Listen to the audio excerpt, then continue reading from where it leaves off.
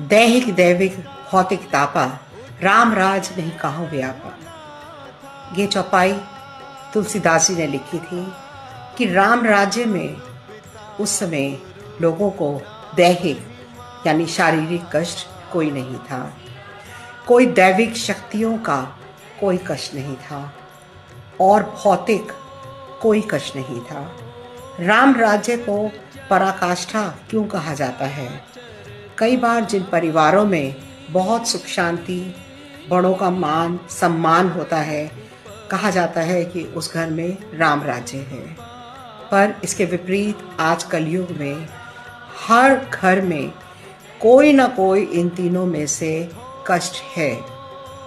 तो तात्पर्य क्या है कि इन कष्टों को झेलते हुए, ईश्वर का नाम लेते हुए जीवन जीना ही सही मायना है।